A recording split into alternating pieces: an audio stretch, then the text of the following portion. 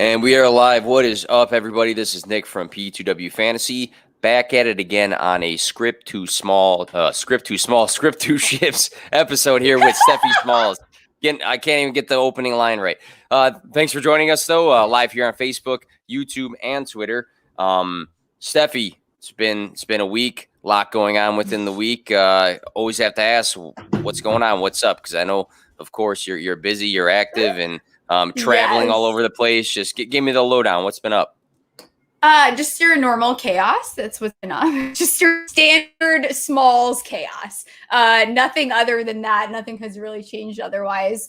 Scott Fishbowl is a trip. I don't know about this. Is my first year. We got to talk about it. We have to talk about it. Yes, same as me. I totally went AWOL. I don't know what. I actually haven't seen your team. I know what division you're in. I haven't creeped on you yet. How did I not creep on you? I will let you know shortly. Let me just pull it up. I'll pull it up briefly, and then I got to hear about your experience, because I feel like league to league and Scott Fishbowl, and for those that are listening maybe later that don't know about it, biggest charity fundraiser in the world for fantasy football. All these different divisions, all these different drafts going on at once. They're all slow drafts. And it's interesting because I feel like everyone's drafts are super different. You see guys going in the second, that go in the fifth, and other divisions. It's crazy. So, Steffi, I'll pull mine up right now. I'm probably gonna be on the clock soon. Okay. Now I got three. So I took Dak at the 108. Talk about him on the show enough.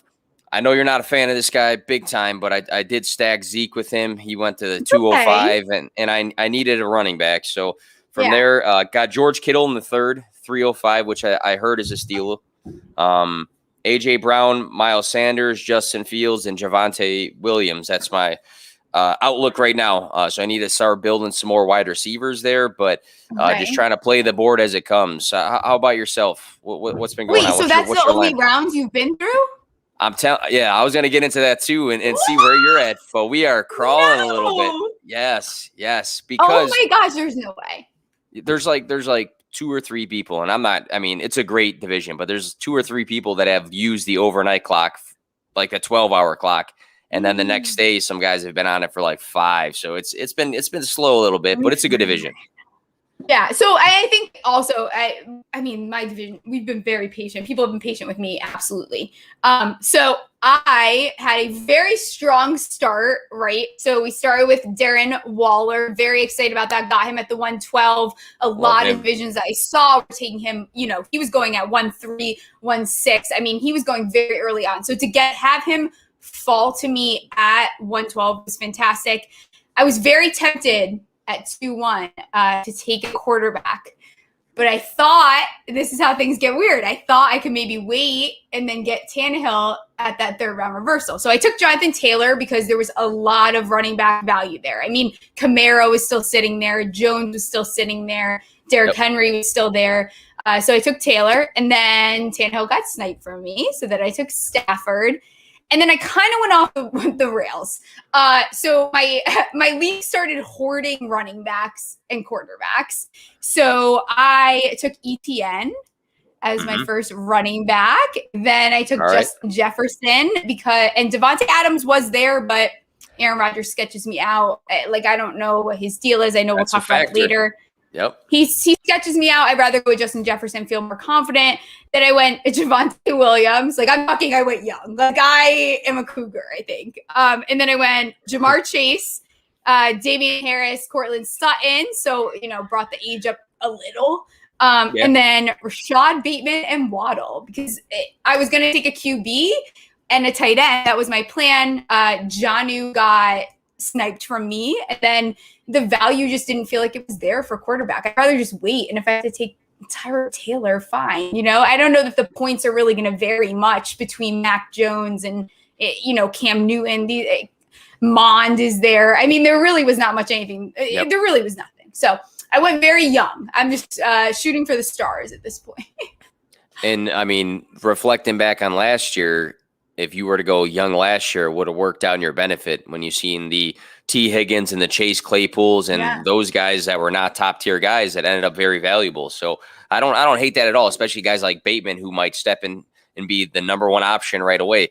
But my big thing with the Scott Fishbowl is all these people talk about preparing for your draft and strategies. And I'm telling you, the minute you get into these rooms, the draft strategy goes right out the window because, like you said, people started hoarding running backs and quarterbacks. In mine, people have not been touching certain positions, and then out of nowhere, they're like grabbing everything for the running back or everything for the quarterback position. It's strange. I had a little bit of a strategy, but it goes out the window. I'm not sure if that's it's so funny too, because people, respond to stuff. They're like, how did you get Waller there? I'm like, what do you mean? And people are getting Saquon. I thought Saquon was going to fall to me.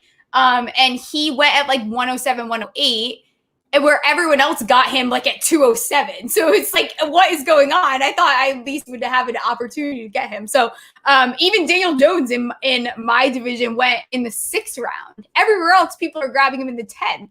So it's like, what is going on? I think they all know that if they don't take the player, I'm going to take them. And I think that's what's happening. Could be the case. And again, like Daniel Jones, that's another example. You said in the 6th, we're in the, I think, late 7th now, and he's still on the board. And then Javonte Williams, you said you took him. I took him too. I got him in the 7th. Somebody else said he went in the 5th. Like, it's all over the place with so where guys are going. Yeah. So weird. I think it's very much, and that's why I didn't do mocks, because I think that you didn't know what you were going to get regardless. I wasn't expecting my draft to go any way that it did. And I feel fine that I didn't do the mocks. Yeah, it's been interesting. But you know what? Again, we talked about it Tuesday. Everyone's talking about it. Everybody's sharing their teams. And I think it's another great way that the community comes together in a competitive manner. And it's been awesome. It's been awesome. Like you said, this is your first time. It's my first time too. I had to watch from the outside last year. So it's nice to be involved with it more this year. Mm-hmm, absolutely. So we also have, Stephie and I have another big draft coming up soon. Stephie's flying out to Chicago. We have a startup dynasty in the area. It's actually not too far from where I live, out in the Joliet area. But yeah, we got that going for us. I think, Steph, you're making a trip out of it. Pretty exciting stuff. Pretty exciting stuff. Any big preparations for that, or you kind of know what you're getting into? I've only been stalking everyone's Twitter for the past. No, Again, I feel like I'm starting to realize that you can prepare as much as you want. And we're all kind of frauds at the same time. You can't really control other people. I think it's fun to start, anytime you do a startup with people that you have not done one with, it's always a blast. I'm very excited too. I get to see some of my old college friends before we have our draft. So it'll be fun. And then, of course, meeting the people that, you interact with on Twitter every day. Absolutely. Absolutely. That's going to be a great time. Looking forward to that.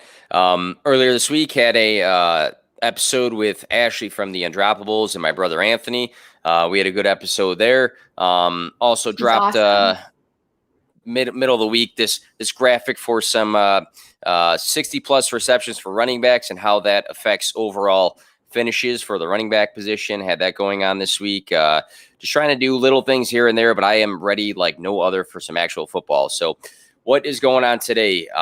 Stephie and I, we're going to break down some NFL news. And again, when there's not so much going on at once, all these little bits of pieces of news break during the week. So I'm going to make some statements about these news pieces, and I'm going to ask Stephie, and then I'll reflect on myself. Hey, do you buy or sell this reaction to this news piece? Because I feel like that's really all that's going on at this point is some camp talk and things like that. As always, this podcast is sponsored and partnered with Fantasy Points and the Fantasy Points Media Group. Check out the one-stop shop for everything fantasy related, fantasypoints.com/subscribe. Get a discount using promo code 21WIN10.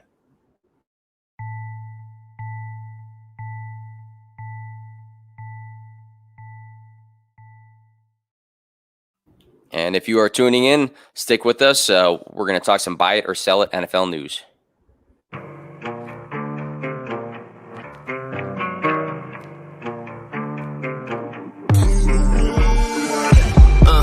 To win, no fear to give. I feel but I can't forgive. I go all in this time, yeah, I won't regret. I'll pick the best on trip, they don't understand. I play to win, yeah, I play to win, I play to win. Yeah, I play to win, I play to win. Oh, play to win, I play to win. Yeah, I play to win, I play to win. All right, so got the first piece of news here. This is all stuff that's broke in the last week or so. The first one here, if you can't see the screen, it says Kyle Shanahan to Sean McVay on Matthew Stafford trade. You don't want to get me started, dude. So obviously this whole thing, if you dig deep into this article here, is about Shanahan knowing that Matthew Stafford being an addition to the Rams is a big move for the Rams, who are in the same division as them. My big question to you, Stephie, to start things off here. Buy it or sell it. The Rams are a lock to win the NFC West. So this one's not directly fantasy related, but it involves many fantasy pieces. Are the Rams a lock to win the NFC West? Do you buy that or sell that? I sell that. I think that that's crazy. And it's funny because I just talked about this on Small Talk maybe a week ago. Like, look at the NFC West, right? And I actually will ignore the Seahawks in this equation. I like, look at the Cardinals, look what they were able to do. Look at the 49ers, look at them bringing on Lance. If he is to step into the equation, which we talked about this, I think last week or maybe the week prior, you don't even need Lance for this team to be phenomenal. So I don't think they're a lock. I don't think that that's the case. And this is like maybe one of the biggest people are really rooting for the Rams. And it's not that I'm not rooting for them because I think they're going to be very good. But I don't know that that means that they are going to win the NFC West. Yeah, I think it's a big move for their team. But I think that there's just way too much competition in this division to be comfortable saying that anyone is a lock. I mean, this past season, the Seahawks led the division 12-4. They were the 8th most scoring points team, the Seahawks. And then you go to the Rams, they were 10-6, but they also were one of the best defenses in the entire league. They gave up the least amount of offensive yards to other teams. Cardinals, we know, is a growing offense. They were number 6 in total yards. And then the 49ers, this was a team in 2019 that was 13-3. This year, so many injuries across the board. So I think the fact that there's 4 good teams in this division that all offer different things but can excel on both sides of the ball, I'm not comfortable saying anybody's a lock in this division. NFL.com, there's an article by Dan Hansis, had the Rams at number 7, Seahawks 8, 49ers 9, and the Cardinals at 16 for power rankings. So Rams, Seahawks, and 49ers are all within one of a rankings from an NFL executive there. So I think, again, like you're saying, Stephie, great pieces and all these offenses, good pieces on defense as well. No one is a lock. And I know Stafford's a big boost to this offense, but it's not a lock for me. For sure. And even like Vegas is a great, I mean, the Rams are the favorites as far as the last time I looked at the lines, and the 49ers are not far behind them, but we're talking about, I think they had the Cardinals at like 5.5 to 1 compared to the other teams. I don't know why everyone's sleeping on the Cardinals. I don't know what the Cardinals did to everyone, but we need to like realize that this team is very talented. You bring on James Conner, and I think that you're taking away that rushing pressure that Kyler felt prior. You also bring on Rondell Moore, who is a very interesting, polarizing kind of player, but he's someone that I think can make an impact. As much AJ Green, Christian Kirk, so I'm not that much interested in them. But enough said. Kyler Murray. Yeah, come on, guys. and you got a young quarterback that had his first year with DeAndre Hopkins this past season, and they went 8-8, and they added more to this team. So is this a team that's going to go up or down? Why would they be worse? Yeah. Exactly. They did very well. I think they're somehow flying under the radar, and I like teams like that. I think that they're in a good position. Cliff obviously is not everyone's favorite, but it doesn't really matter now. The talent is there. You can have a fairly basic playbook for them, and they could still do fantastic. Last question with this. You have $5, and they say put your $5 on one of these teams to win it. Who are you putting your $5 on? I don't even need to know a why. Just who's going to be your $5 bet? Oh, boy. The 49ers. All right. I might do the same, because I think that Shanahan's just been building this team up, and he's figuring things out, and they're having guys return on that defense. So good point there. All right, let's go to the next. They're not playing with a third string team anymore, which is what they did last year. Not. I think I was playing last season for a little bit too. They were just taking anybody. You were. Yeah. You played kicker. Yes, but I got cut, so I don't want to talk about it too much on the show here. Next piece of news, kind of touchy subject. I've been kind of anti. I'm not going to dig too much into it right away, but I've been kind of anti. But I'm always curious to see what other people are thinking, and I'm always one that I'll change my mindset if it makes sense. But this piece of news: the Browns quarterback Baker Mayfield not worried about outside expectations.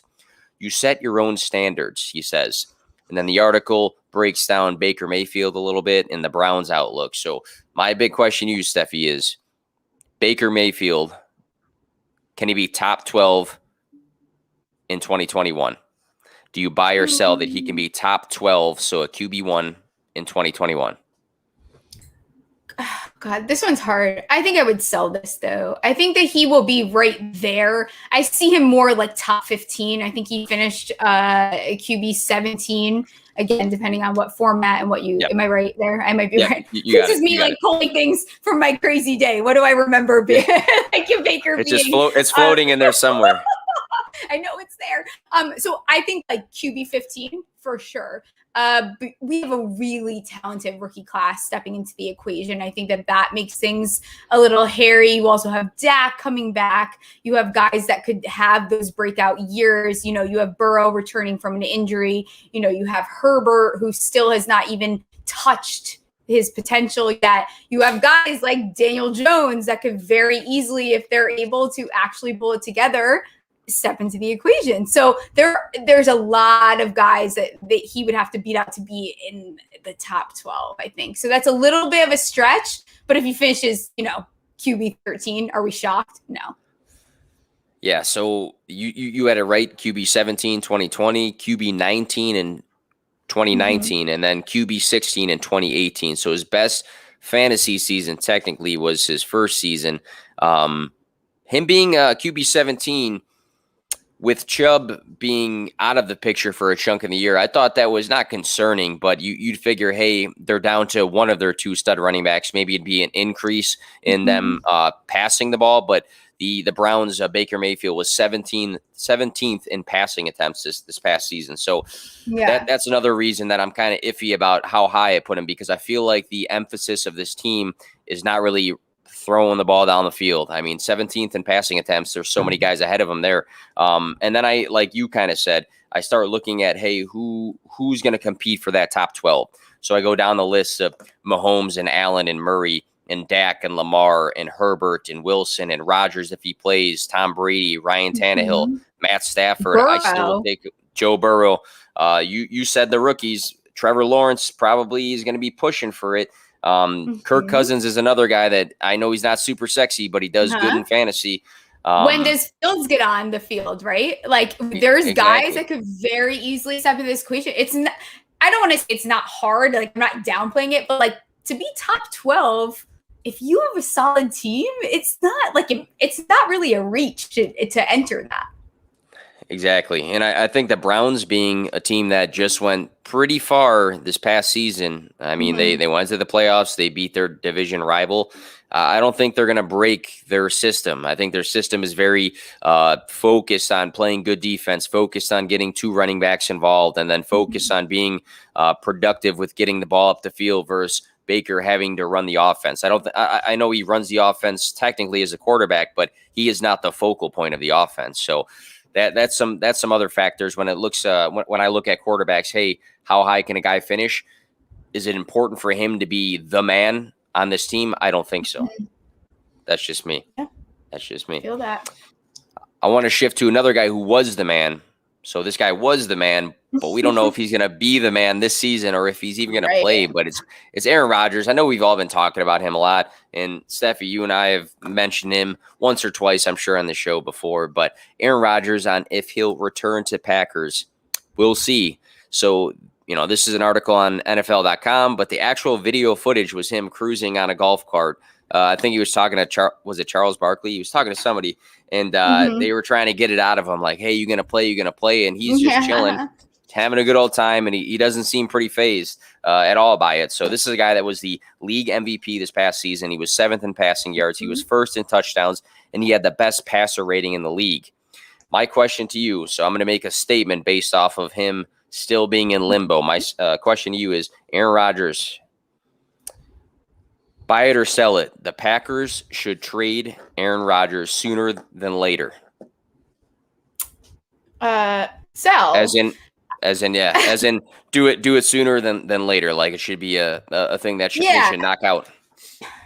Kind of think that, Skrip the ships. I think that ship has sailed. I've said this a couple. Plug. Hey, look at that. On brand, always. Brand awareness. Hey. Be aware of it.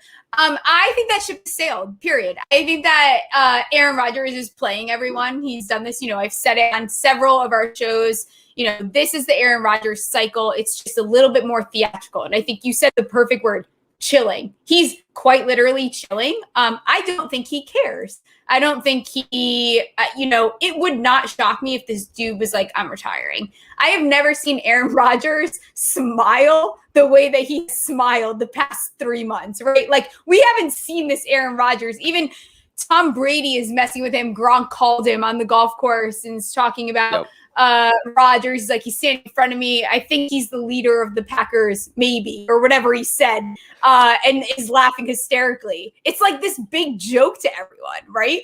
He literally doesn't care. I don't think he's playing on another team. So he's either playing for the Packers or he's not playing at all. And I genuinely don't think he gives a crap. I mean, you can see it on his face, like you said. He's having a good old time. He's in different places. I think everything's kind of passive right now. And the reason I bring this up is we talked about it before the show. My daughter's first birthday this past weekend was awesome. We had a bunch of people, but of course you have a handful of drinks and you start talking football. We have guys debating on what can the Packers even get for Aaron Rodgers, and my whole point to that debate that we had, like in the backyard, the kids are asleep, is that Aaron Rodgers' value right now is going to be the same as it will be the day before the season starts, in my opinion. I don't think that they're in any rush, the Packers, to get rid of him, because a lot of people think, hey, if this guy doesn't want to play, like, sell him for what you can get him for. And I think that his value is going to be the same. So take this time to make amends with your MVP, figure things out. And then if it's like so last minute that there's something that has to be done, I promise there's going to be enough people that are going to be knocking on the door that he's not going to be a massive loss in value come later to a month or two from now. So that's my opinion. I don't know if you were on the same page with that, but I was debating this. And it's funny because the most recent chat, I was just about to say something similar. This is the Packer system, right? Like, we saw this with Brett Favre. This is something where the front office somehow has managed to do this for years. You are making your quarterback unhappy. It always ends this way. Aaron Rodgers is the type of guy where it's like, he's not, first of all, it's very hard to trade him due to his age. No one's going to give 4 first rounds and half of their roster for Aaron Rodgers, even though he is worth that. They're not playing redraft, right? This is the NFL. It's not redraft football, so he's technically not worth that. And I think that he is either, again, there's no way, if they valued Aaron Rodgers, what you do is you fire every single person he doesn't want in the front office and replace them. And then you go and you win a Super Bowl, because this is obviously a pattern now. The past 2 years, it's so hilarious, even looking at the draft, and then we can move on from Aaron Rodgers because I know everyone's sick of it. Like, you have a quarterback who could literally win you a Super Bowl. MVP, got it.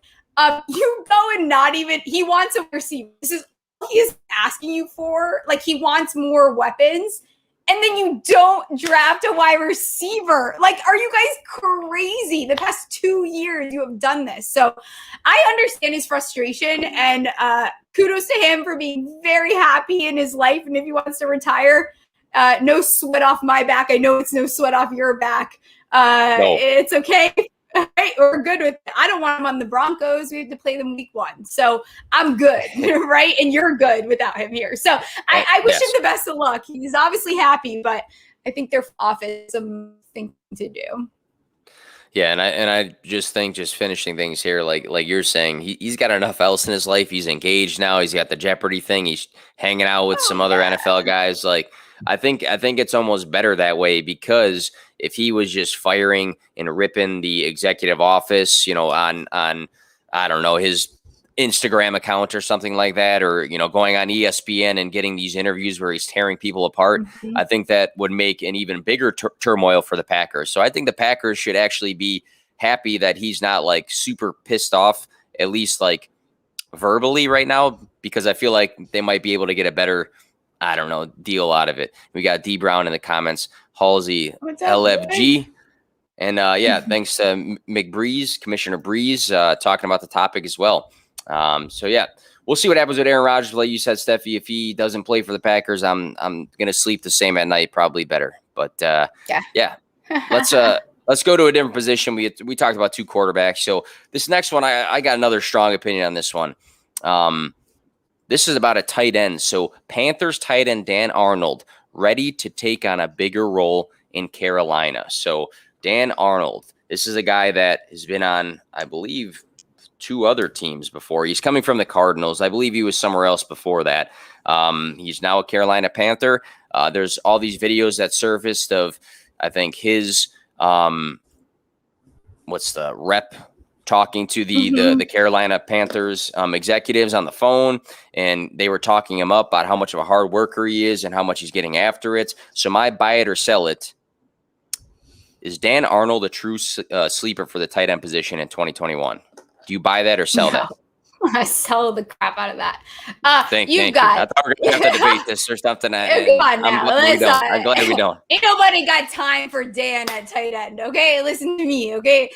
He is not – he's just not it. And I love that, and I love that they're trying to encourage that. There's too much depth on this roster for him to actually matter, right? Especially being I don't want to use this word, but it's all I'm thinking of after today is like he's a weaker tight end. He's just not as functional as other tight ends in the league. There is just too many options on this roster. You have CMC coming back, Robbie Anderson, DJ Moore. I mean, like, name it. You have it there. I also think if they truly believed that, you're not going and getting Tommy Tremble, right? Like, that's, if you really feel that way, you already have depth at tight ends.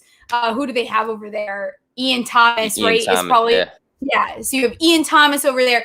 You're not going to get Tommy Tremble if you really strongly feel that is your, like, confidently your tight end one. So I think Tommy Tremble is a fantastic, like, sleeper. He might be someone that we end up picking up off waivers. I think in Dynasty, I haven't seen him get drafted in any of, my startups. I think that he is someone to definitely look out for, because there's teams, like Carolina, like Arizona, like the Buffalo Bills, that quite literally don't have a tight end, in my opinion, especially as far as fantasy goes. So no, let's sell that. I don't think that I love that for him. But no. I am happy we're on the same page. You actually took a lot of my notes here talking about some of those guys, but this is a guy who's had 12, 8, and then 31 receptions across his 3 seasons. I actually have his teams. He played for the Cardinals the last 2 seasons, the Saints his rookie season. He's never been this big pass catcher. His relevance has been like falling into the end zone when he's got his 1 or 2nd pass of an entire game. So that's been his relevance so far. But you said it great. Where is the opportunity for targets on this team? We saw the Panthers last season. They had DJ Moore, Robbie Anderson, and Curtis Samuel, 3 guys that were relevant. Who was missing from this equation?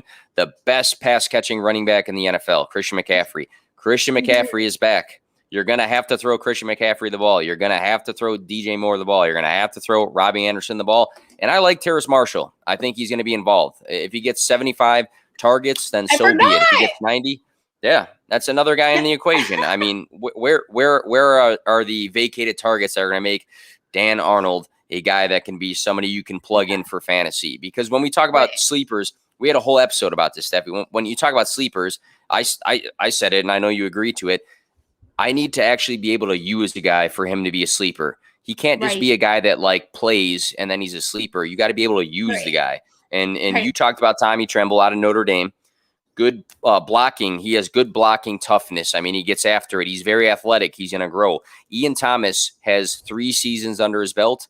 I'm not a big fan, but he has 3 seasons. He has more receptions than Dan Arnold does in his 3 seasons. So, I mean, like, where is the relevancy for Dan Arnold? He's going to have like 1 or 2 decent weeks because he scored a touchdown, and then he's going to burn you for the rest. So, right. I agree. Page. And I won't like talk about it too much, but I will touch on it. I think that this is going to end up being one of the most underrated tight end classes. I've said that for a while now. I think a lot of these teams that we've seen have very, empty, sedated tight end positions. They went out and they did get guys, in the 3rd, 4th round. You look at the Chargers, for example. Why did they bring on Trey McKitty? So there's, that's the first team that comes to mind. But a lot of these tight ends were very overlooked. They're much better than everyone is making them out to be. Long, whatever, name it. They're going to be more impactful than people think. I think so too. And again, not to dive too deep into it, but you don't just like draft a guy or go get a guy for no reason. He's got to be part of some sort of plan. So if it's not like this year, it's going to be in the future. And when these other guys get signed for like not big money, I mean, unless you see a clear path to something, then I just don't see it being a thing. Like, right. I don't want to dive too deep into Hayden Hurst. No. But I was never a big Hayden Hurst guy because just like Dan Arnold, he like never did anything. And then he went to a team that maybe needs a tight end and people expected way too much. He finished okay, but he like wasn't super relevant for fantasy. So right. I see the same thing. There's a lot to pay attention to. I'm noticing more and more, like the 3rd and 4th round is like the most important part of the draft as far as trying to look at the outlook of the team. Like you don't go, you're not Tampa Bay Buccaneers. You don't go and trade up to get Jalen Darden if you don't think that he is going to be part of your bigger picture, right? There's obviously something there, especially on a team, that has a huge, they're known for passing the damn ball. So again, it's those rounds you have to pay attention. Trey McKitty had taken before most of these. There's a reason why these teams are doing it. I agree. And draft capital, it doesn't always mean everything, but it definitely means something to that team specifically, to that team. So good point there. And the tight end position is always polarizing for sure. Another piece of news. This guy probably burned a lot of people in Dynasty so far.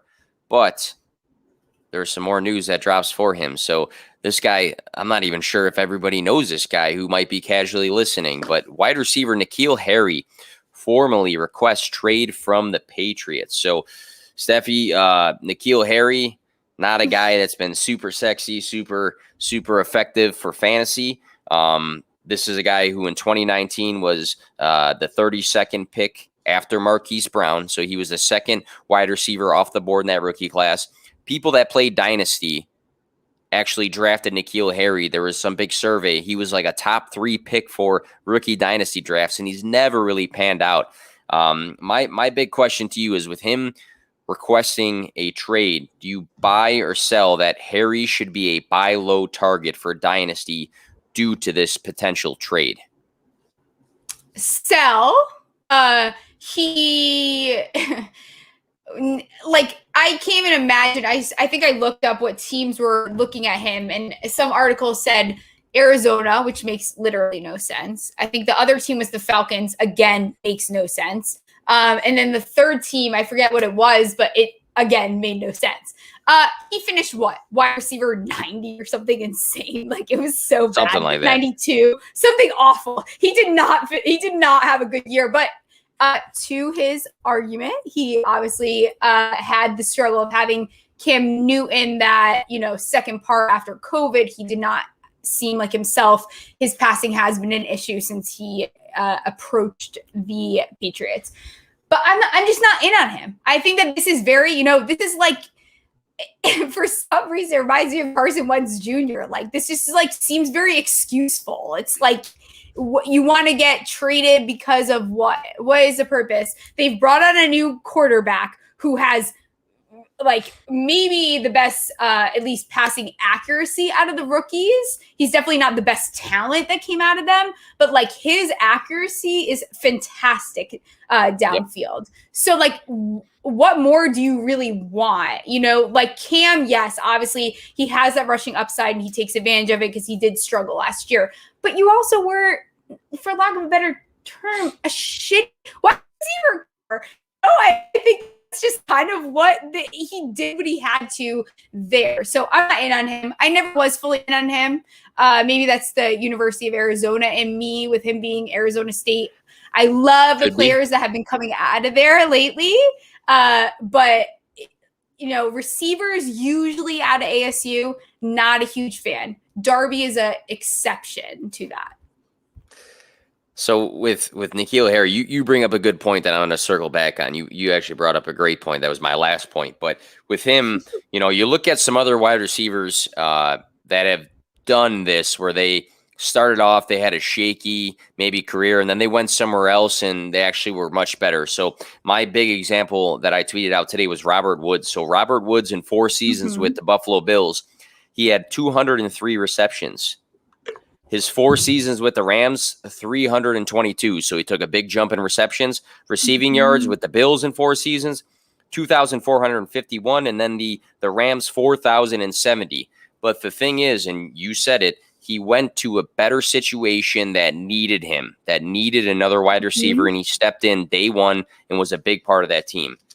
Nikhil Harry, if we make this big, you know, dynasty trade in advance because he might go somewhere good, he also might go somewhere where he's the 5th wide receiver like he was for the Patriots. The reason he wants to leave the Patriots is because they went and got Nelson Aguilar. Not world beating, but they went and got him. They went and got Kendrick Bourne. Yeah. Kendrick Bourne. Yep. And then Jacoby Myers had a decent role this past season. And then you added 2 tight ends. So where is Nikhil Harry's role? So what happens if he goes to another team where he is, again, the 5th wide receiver? I mean, are there teams that need another wide receiver? Sure. The Eagles might be able to use one. The Saints might be able to use one. The Lions might be able to use one. The Chargers maybe. Those are some teams that, hey, if he goes there, maybe you have some interest. Maybe. But otherwise, we have, 32 teams in the league, and I just named like 4. It's tough. And I get it, honestly. Like, also, they did add, right? Everyone knows how I feel about Jonnu, how I feel about the tight end situation that follows me is like, we're talking about 2 of the, I mean, I think the 2 of them, if you were to break it down, are at least in the top 10, like receiving tight ends, they're both definitely in that equation. So you're also taking away from that option, having 2 tight ends. You have Bill Belichick as your coach, who is very tight end friendly. I mean, I've talked about it before. Watching the 2 Bills on 30 for 30, he talks about tight ends maybe 7 times. Like, the dude loves tight ends. He loves 12 personnel. We saw what he did with Hernandez wrong. So I think that I get wanting a trade, but also, bro, you're a little young to start being sassy right now. Like, you might want to reel it back. I get it because of the team that you're on, but you don't really deal those cards. So I know he's gonna be in a worse situation, I think. Yeah, he's like the guy that's like, if you don't want me, like, somebody will, and like slams the door and you know, says he's running away. He's running away. But I think we're on the same page there. Yeah. Hey. Maybe he wants to join up with him after he's seen what he did. It might be the same sort of stance there. All right. So next one on the list here, I think we got 2 more pieces, then we'll close things up. But this is a quarterback, so we're going back to the quarterback position all over the place. And I like that about the show sometimes, just because I think it keeps people listening. I think it keeps people interested. If we just talk about the same thing throughout the entire show, the same position, sometimes it gets boring at times. I like the diversity here. So we'll go back to the quarterback position. This July 5th, this piece of news, again, off of NFL.com. All eyes on Dolphins Tua Tagovailoa. How do you say it, Stephie? How do you say it? Tagovailoa. There you go.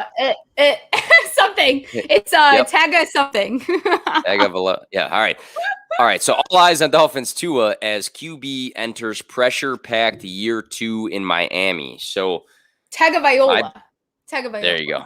It's something I've said like a bunch of times, but the pressure of like that live button, it just gets to me sometimes. Can't speak English. But my big question to you is, Stephie, so big changes to the Dolphins in a few ways for the coming year. Tua was a guy that played a handful of games after he took the keys to the job. Buy it or sell it. Tua is a breakout candidate for fantasy this year. Do you buy it or sell it? What is the middle option? I think that this could go very much either way. My followers know I'm not very high on Tua. I don't like what he did. He reminds me of a poor man's Russell Wilson. He just can't get out of the pocket. So you bring on Fuller, which again, Fuller and Waddle are fantastic additions. But we all have to remember Tua needs to get them the ball. And I understand that he did that in college, but he had a very, very hard time with that last year. Like, it wasn't kind of a hard time. It was a hard time to the point where they can pretend he stubbed his toe or whatever they did and brought Fitz in. Like, he needed to be rescued. So I am not in on, I think Tua, this is what I said the other night, and this is where I'll end my thought before I go on a Tua rant, is like, I think Tua will be let's reel it back. A good football quarterback. Like, I think he will be good in the NFL. I don't think that he's going to be fantasy relevant ever. Like, I think that everyone expected him to be very Russell Wilson. Just don't see it there. I think he's very functional. He almost reminds me, I don't know. He's not going to reach the Russell Wilson ceiling that I think everyone thought he would. Yeah, I think that middle ground, like you said, I'm trying to think of a good word too. If you don't buy it, you don't sell it. It's something in the middle there. I'll have to think about that for next time. But I think I'm kind of there too, because I'm not as harsh on Tua as other people, because he is a competent quarterback. There was a tank for Tua back in the day for a reason. He was a great prospect. When he played this year, he had a couple games where I have three examples, 71.4, 76.9, and 77.3 for his completion percentage. He doesn't really turn over the ball a whole ton, but he was very restricted in this offense. This past season, they had a great defense. There was times he wasn't throwing the ball a ton, so he was really restricted. But he also had Jakeem Grant as his number 2 for a lot of the year, and he had Devontae Parker kind of banged up. I thought it was interesting, and you brought it up, them signing Will Fuller and then drafting Jalen Waddle, because I feel like they're so similar to me. They're these big, like, explosive downfield threats. I feel like they should have brought in somebody that kind of complements them. And people will say Parker, but it was interesting that Waddle was the selection when you just brought in Fuller. But yeah, I think the pocket presence, I think he'll be more comfortable being mobile now that he's fully injured from what was going on with the hip. Doesn't turn over the ball. I think he's going to be somewhere in that middle ground. He's not going to be your, QB 5 through 10. I don't think he's going to be past 20. I think he's going to be somewhere in the teens if he's allowed to throw the ball and if he becomes a little bit more mobile. So I'm with you. I'm somewhere in the middle of it. I'm somewhere, but I don't think he's a dud by any means. I think he's going to be better. It's but he also finished QB 31 last year. I mean, he did not play great. He also only played, I think he had 9 starts. I think he played 10 games maybe. I could be wrong. Again, I haven't checked that. But I think that, Tua, they bring on Waddle as a security blanket. It's let's see, we're bringing you your guy. Here's your guy.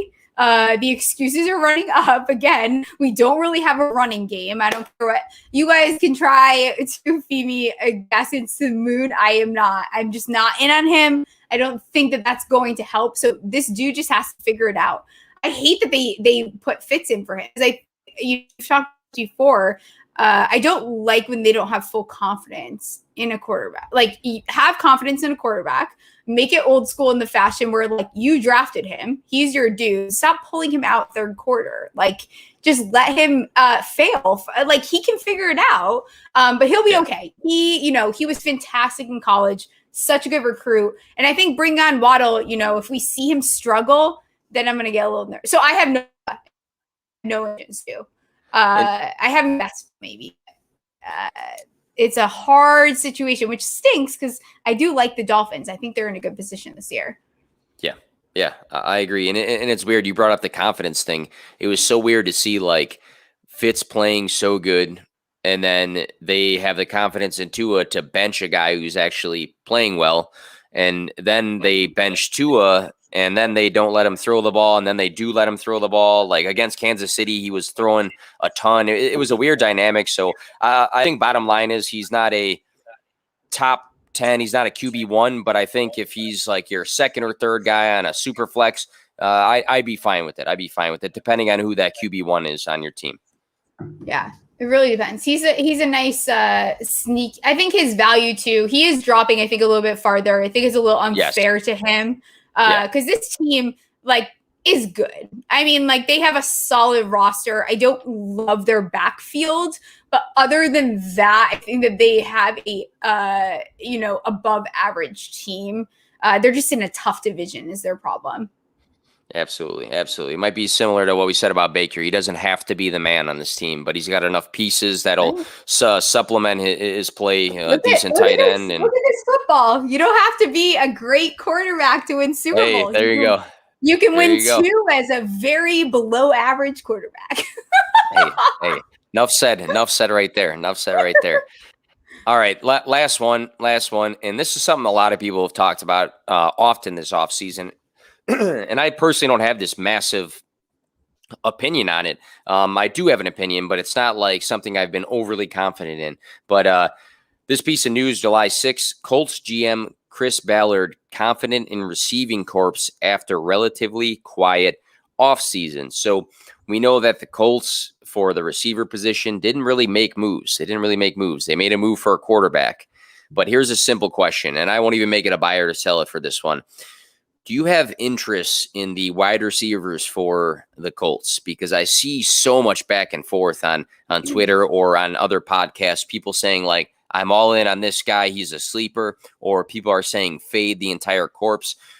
What's your stance? What's your stance if you have a strong one on the Colts wide receivers? I think that these receivers should get taken at their ADP or below. I think that agree.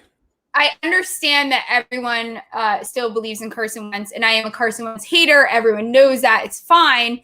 But he has to do a lot to be 2017 Wentz. So that to me is a little risky. So I'm cool with it. If I'm going to draft and, Pittman is sitting there or Campbell is sitting there, yes, I'm going to take them at the value that they should be. But I'm not reaching for any of these guys. The only guy I will reach for is Jonathan Taylor, which I think is also fair. I need to see Wentz do a little bit better. I just can't buy in yet. Last year was, again, I'm an NFC East fan. So I watched him play. He played horrible football.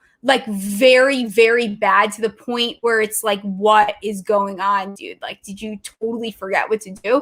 So yes, he has no excuses left, has a great team. The Colts are in a great position. It's going to come down to Wentz, 125%. Absolutely. And, when he was a guy looking for a new home, I wasn't super into him coming to the Bears, even though there was some rumors of them, putting in bids for him and stuff, just because you don't know what you're going to get. And I know the Eagles maybe weren't the best setup this past year for him, but then we saw Jalen Hurts come in and do real well for fantasy purposes at least. But this wide receiver core, I love the point about ADP because I myself am not reaching on any of these guys. And I'm not going to say I'm going to fade them, but it all comes down to, and we can talk about ADP until we're blue in the face, but it comes down to how your league drafts. And if some of these guys are sitting at the end of your drafts, then maybe you take a shot because someone's going to have to catch balls. But T.Y. Hilton, so Fantasy Pros ADP, wide receiver 54. Paris Campbell, wide receiver 71. Michael Pittman Jr., wide receiver 44. So no one's super high. It looks like Pittman's the highest of the three. But again, I'm with you, Stephie. I'm not reaching. And I still would have to really see, around, Pittman, if he's 44, who else is still hanging around there at that time? Hilton, wide receiver 54. Did somebody else fall in my draft that's still hanging out right there? So someone's going to have to catch the ball, but I can't see any of these guys being top 15 or anything like that.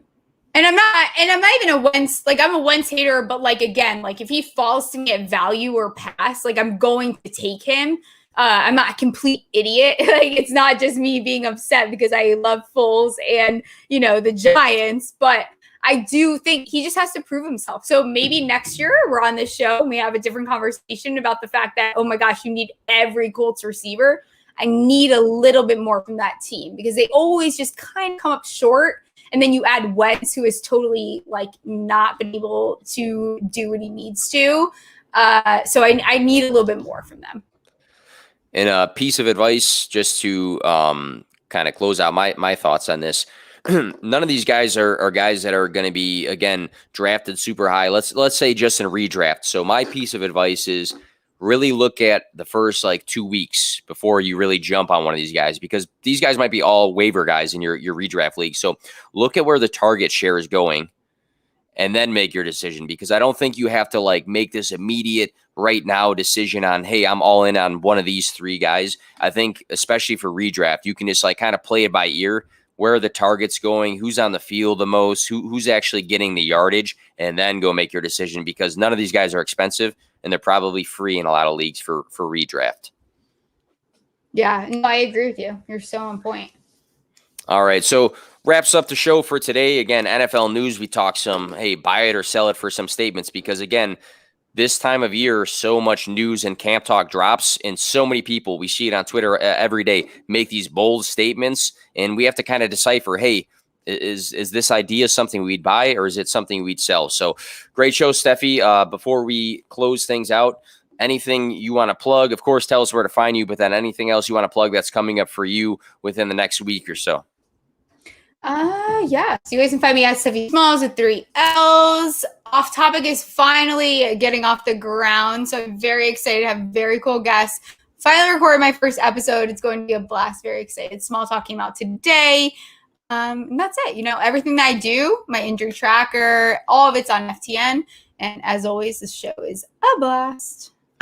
Absolutely, absolutely. And for me, probably catch me back on Tuesday and then throughout the week doing some random things every day. So appreciate everybody who watched live, and then anybody who tunes in on their work commutes or in their spare time. Thank you guys, and have a great night.